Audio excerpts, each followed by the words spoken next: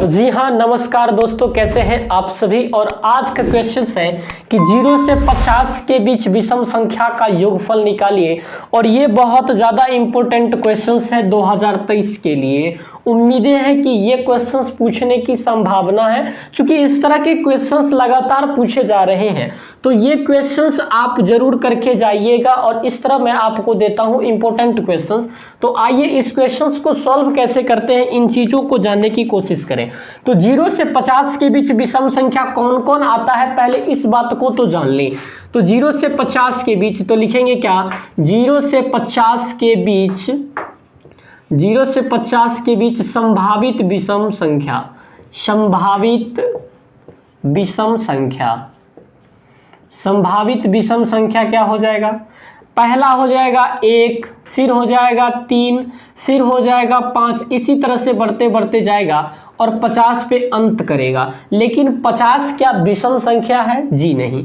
तो इससे एक पहले आ सकता है, क्योंकि इसके बीच का लेना है। 51 नहीं ले सकते हैं, क्योंकि 51 50 के बाद आ जाएगा। तो आइए, ये हो जाएगा a1 बराबर 1, a2 बराबर हो गया भाई साहब 3। So d is equal to a2 minus का a1, दैट मीन्स 3 माइनस का 1, 3 minus 1 is equal to 2, and that is पहला टर्म, दूसरा टर्म, तीसरा और डॉट डॉट डॉट इसी तरह से nवा टर्म है।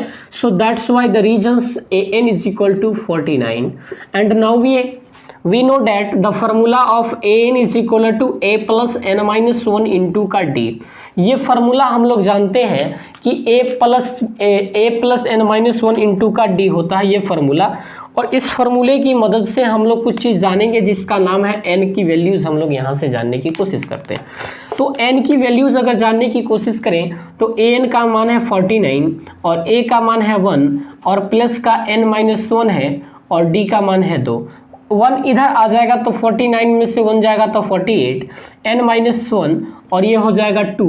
सो 2 से इसको काटेंगे तो हो जाएगा 24, n माइनस का 1, n बराबर हो जाएगा 25। ये आप अंदाजी भी कह सकते हैं कि 0 से 50 के बीच विषम संख्या 25 होगा और सम संख्या 25 होगा, ये आप बोल सकते हैं। लेकिन जेन्युइन बात तो यहाँ पे है कि n का मान हमने 25 निकाल के आपको बताया।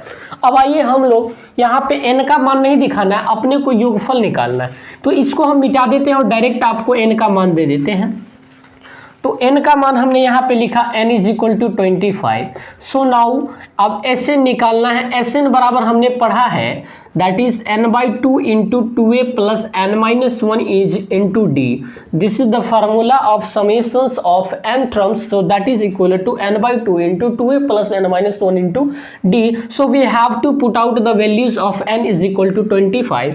सो s 25 is equal to n। What is the value of n? So n is equal to 25 upon 2 and 2a। a की जगह पे मान कितना आ जाएगा दोस्तों? तो a के जगह पे मान हमने यहाँ से लाया है 1, सो 1 डाल देंगे प्लस n माइनस 1। सो n की जगह पे कितना है 25 माइनस का 1 और d के जगह पर हमारे पास मान कितना है? तो d के जगह पे मान है हमारे पास 2। आप चाहें तो इसको एक और विधि है जिसको हम लोग कहते हैं n by 2 into a plus an formula होता है और an का मान आपके पास दिया हुआ है, इसे भी आसानी से निकाल सकते हैं। लेकिन मैं थोड़ा सा आगे प्रोसेस ले चलता हूं। तो 25 बट्टे का 2 हो जाएगा, 2 एकम 2, अब 25 में से 1 गया तो 24 और 24 दूना कितना 48, 48 और 2 कितना हो जाएगा 50। देखिए वही सिचुएशंस आ गया ना, जैसे यहाँ पे आप करते तो वही सिचुएशंस आ जाता आपके पास। जैसे आपने किया 25 बट्टा 2, 48 2 कितना 50, 50 से 2 को काटोगे 25 और 25 को गुना करोगे तो कितना 625 आ जाएगा। और इस मेथड से आप करना चाहेंगे तो 25 बट्टे का 2 इंटू a के जगह पर कितना 1 और an के जगह पर कितना 49। So that's why the reasons and the 25 upon 2 is equal to cross में 50 and that is the 25 and 25 cross 25 that is equal to 625।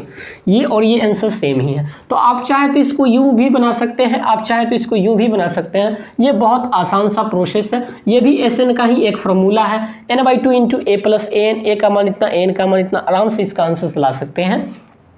तो मैं दोनों तरीके से आपको समझाने की कोशिश किया। उम्मीदें करता हूं कि आपको चीज़ें समझ में आई होगी, अंडरस्टैंडिंग हुआ होगा और जो भी चीज़ आपकी कठिनाई होंगी वो इसमें क्लियर हो गया होगा। तो मिलते हैं फिर नई वीडियोज़ के साथ, तब तक के लिए आप सभी को ढेर सारी शुभकामनाएं। Thank you very much.